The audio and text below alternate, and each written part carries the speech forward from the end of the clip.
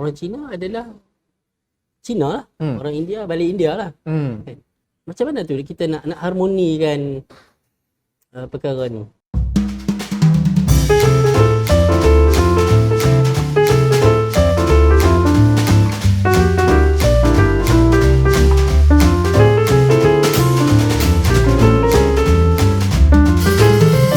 Assalamualaikum warahmatullahi wabarakatuh.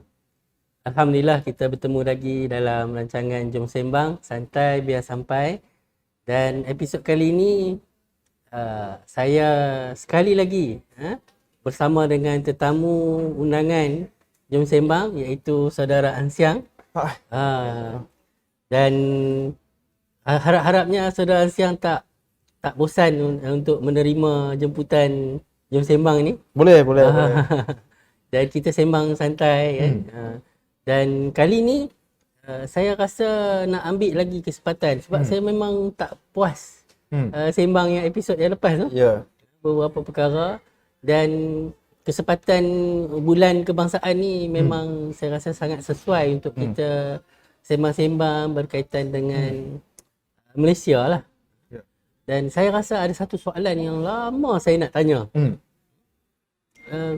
Ialah bila kita cakap tentang Hari Merdeka, Hari Malaysia, orang Cina ataupun orang bangsa lain, dia rasa dia ni sebahagian pada Malaysia tak?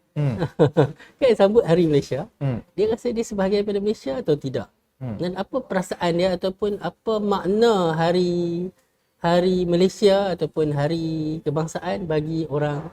Dalam konteks ni dah tetamu saya Cina, saya tanya daripada konteks orang Cina lah. Kalau orang India saya kena temu ramah bersembang dengan orang India lah pula kan. Jadi apa yang nak respon soalan saya tadi? Saya setia tak soalan ni? Ya. Bagi saya tak sensitif lah. Memang tidak menafikan lah. Dulu orang tua-tua tu dia asal mungkin dia lahir di China. Dia datang dekat Malaysia umur lebih kurang 6-7 tahun. Masa tu lah. Mungkin dia rasa China baru negara asal dia. Oh, kalau macam Ansiang sendiri macam mana? Macam saya punya bapa, saya punya mak pun lahir di Malaysia. Besar dekat Malaysia, belajar dekat Malaysia dah. Hidup dalam Malaysia. Oleh itu, yang cakap tadi tu semakin kurang. Kerana mereka sudah meninggal dunia. Semakin kurang lah. Dan sekarang dekat Malaysia, I boleh cakap hampir 80% ialah lahir di Malaysia dan hidup besar di Malaysia. Oleh itu, sekumpulan komuniti Cina ni, I rasa mereka anggap Malaysia adalah keluarga mereka, rumah mereka dekat Malaysia. Tak ada kaitan dengan China lah. Mereka takkan rasa nak balik China ke, tak ada fikiran macam tu lah. Tapi I ingat lagi, masa kecil lagi, hari mereka bukan sahaja cuti, kita pun akan tengok event-event hari kemerdekaan. Contohnya ada perarakan. Kita akan pergi tengok lah. Mak bapak akan bawa lah. Dan masa I semakin besar, then it's for me just another month, 1 bulan untuk buat aktiviti lah. Aktiviti untuk perpaduan lah.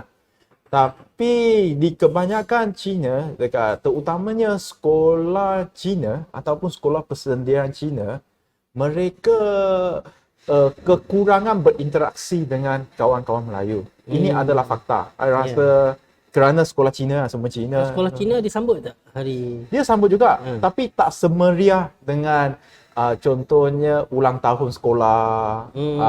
Tak semeriah macam itulah. Tapi mereka sambut juga. Akan memberitahui mesej kemerdekaan dan sebagainya. Tapi tak semeriah lah dengan event-event ataupun perayaan Tahun Baru Cina yang lain lah. Jadi masa Ansiang sekolah dulu, bila hari kemerdekaan, hari kebangsaan atau hari Malaysia ni, apa yang macam mana nak kata? Apa yang perasaan maksudnya macam kita orang Melayu lah kan.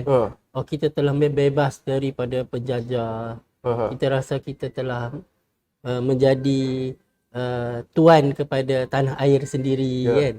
Itu bagi orang Melayu rasa, tapi ni perasaan bagi orang yang bukan Melayu macam mana pula? I rasa perasaan kebanyakan bukan Melayu, dia rasa hari kemerdekaan ini Ialah satu, kita hidup dalam satu negara. Negara itu sudah berdikari. Sudah merdeka. Dan merdeka maksud kebanyakan dia rasa kita boleh hidup sendiri. Kita boleh hidup dengan cara Malaysia. Oleh itu gantung jalur gemilang itu adalah tradisi mak saya. Setiap tahun 1 bulan dia akan gantung. Macam banyak saya punya bapa saudara, mereka buat bisnes buat bisnes jual logam, barang logam. Lepas tu kedai-kedai mereka akan gantung jalur gemilang.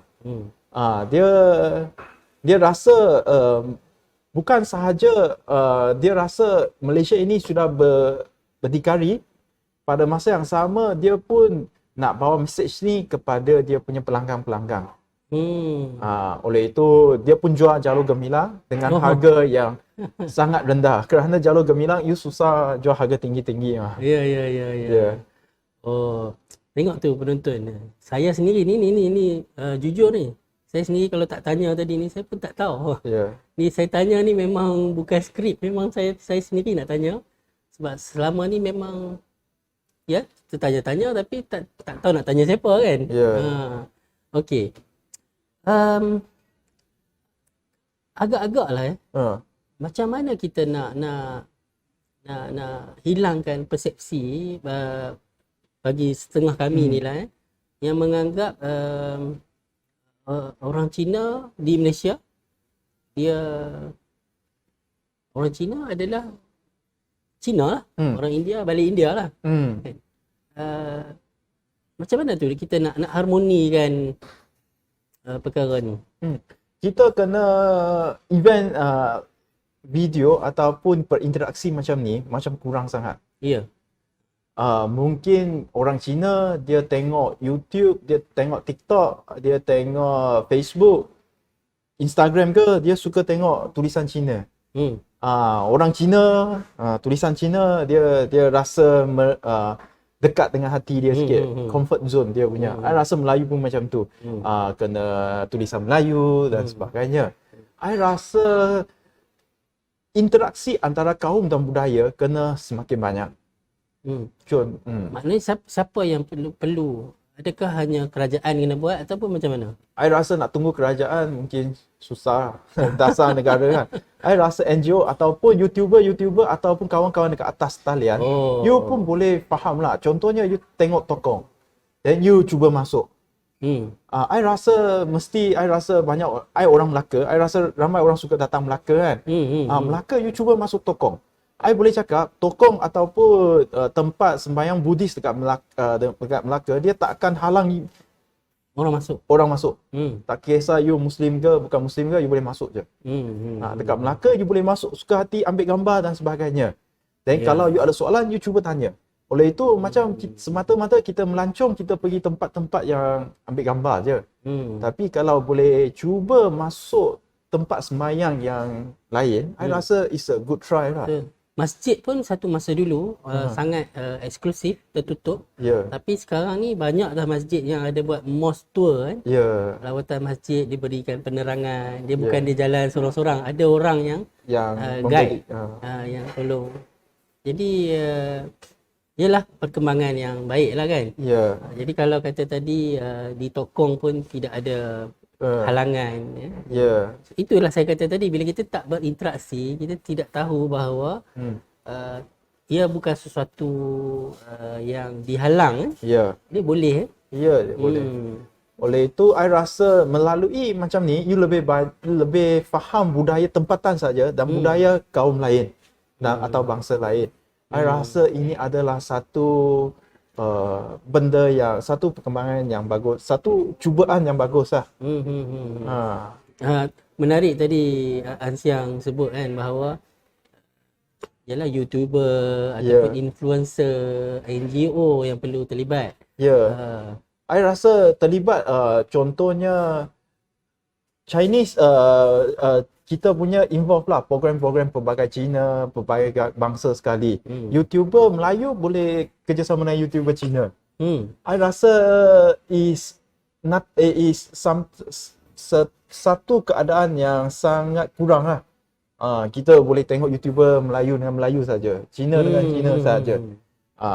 India dengan India saja, ataupun buat diskusi, ataupun kita buat makan-makan besar, ataupun perayaan, kita cubalah invite kawan-kawan yang pelbagai kaum, pelbagai bangsa, sedangkan kita hidup dalam negara yang sama. I think it's a good start lah. Betul. Saja nak tanya, Ansyang sendiri pernah tak dijemput oleh orang Islam, orang Melayu berbuka puasa? Oh, pernah. Pernah. Ya. Pernah. Jadi satu benda perkara yang baik. Itu pun saya rasa boleh jadi kan. I pernah jadi pengapit saya punya kawan Muslim masa dia kahwin. Oh, jadi pengapit. Oh, ini satu yang menarik ni kan. Jarang kita tahu bahawa ada orang Melayu berkahwin, pengapit dia bukan Melayu. Bukan Melayu. Ni kawan rapat lah. Kira rapat. Masa belajar dulu. Mungkin penonton ramai yang tak tahu Ansyang ni di degree dan masternya dalam bidang sains politik di Universiti Awam. Jadi, sebab tu tak heran lah dia punya panggil apa, bahasa Melayu dia, pergaulan dia lebih terbuka. Lagipun I rasa interaksi dalam Universiti Awam memang bagus lah. Melayu, Cina, India sekali kan. Berbanding dengan universiti-universiti lain. Oleh itu, I rasa platform universiti boleh anjurkan aktiviti jugalah. Jadi, saya rasa memang tak dapat dinafikan lah ya. Kalau di sekolah, ataupun di peringkat universiti, dia punya pergaulan tu lebih natural. Dia bukanlah di-create ataupun dibuat-buat. Dia memang kita perlu bergaul. Jadi itu saya rasa tak tahulah nak membahaskan lebih secara ilmiah dan secara berfakta empirikal ni, ini bukanlah programnya lah. Ini jom sembang santai saja kan. Jadi kita tak adalah bawa data-data dan sebagainya. Tapi saya nampak memang ianya berlaku secara natural lah kan. Betul. Bila kita sebut tentang Malaysia dan Malaysia ni, masa saya kecil saya ingat lagi kita selalu disebutkan bahawa Malaysia adalah negara contoh dalam hidup berbilang kaum dan agama. Tapi ni sekarang usia saya begini, saya mula macam mempersoalkan kembali, betulkah ini negara ni negara contoh? Saya lah untuk negara contoh dalam menjadi model kepada hidup kepelbagaian kaum dan agama. Kalau Ansyang sendiri apa pandangan? Pandangan saya dalam realitinya Melayu, Cina, India memang hidup dengan harmoni tapi komitmen yang terhad. Kita interaksi yang terhad, kita komitmen yang terhad. Tapi malangnya dekat negara kita ada politician yang tidak bertanggungjawab mempermainkan isu perkauman dan agama. Itu yang merosakkan lagi hubungan. Tapi I rasa dari segi kehidupan harian, kalau rakyat biasa ni tak ada masalah. Tak ada masalah. Cuma interaksi kita tak mendalam. Our interaksi macam touch and go je. Hai, bye bye. Ini jiran duduk dekat sana, hi bye saja. Tapi ini adalah yang kita boleh buat lah. Tapi mungkin kita tengok dekat surat khabar, dekat Facebook, ada orang yang tidak bertanggungjawab lah, suka main isu ni. Tapi ini bukan kenyataan. Oleh itu kita kena memperbanyakkan kita punya kerja-kerja lah. Kepaduan, mempereratkan kita punya perhubungan. Jadi yalah, saya bercakap dengan Ansyang ni, kalaulah audiens saya di luar sana adalah ramai yang bukan Islam dan bukan Melayu, banyak mesej yang saya nak sampaikan. Saya yakin orang bukan Islam dan orang bukan Melayu banyak juga yang dia tak faham tentang Islam dan Melayu kerana dia melihat sikap dan cara hidup orang Melayu. Tapi sebenarnya jauh berbeza dengan apa yang dituntut oleh agama Islam. Jadi yalah, saya sebagai ustaz lah kan, saya sini agak orang kata tak berpuas hati lah penghayatan orang Melayu terhadap Islam. Dia kadang itu adalah sentimen, tapi dia menjadikan sentimen itu sebagai agama. Ya. Jadi dia mencampur aduk kan antara Melayu dan Islam. Jadi itu juga menyumbang kepada salah faham tadi. Jadi ini yang tapi oleh kerana audiens saya ni bukanlah orang audiens saya memang ramai orang Melayu, jadi saya taklah sentuh yang tu lah. Saya lebih kepada supaya kita ni pada penonton sendiri lebih memahami agama lain dan bangsa lain lah. Jadi apa yang Ansiang punya harapan lagi kepada kami lah, orang Melayu Islam ni, bila setiap kali sambutan, ya kita tak maulah datang je bulan 8, bulan 9 ni dia hanya jadi sekadar sambutan. Tapi keadaannya masih macam tu juga kan. Tapi apa harapan Ansiang? I punya harapan ialah kita boleh menghayati pelbagai bangsa dan agama lah. Contohnya kita bukan sahaja boleh saling menziarahi. I rasa saling menziarahi ialah satu sepatutnya menjadikan kita punya kehidupan harian kita lah. Bukan nothing special pun. Tapi interaksi secara mendalam. I rasa mungkin dalam Malaysia yang saya rasa ideal ialah Cina, Melayu, kita akan menilai satu orang melalui dia punya kemampuan dia.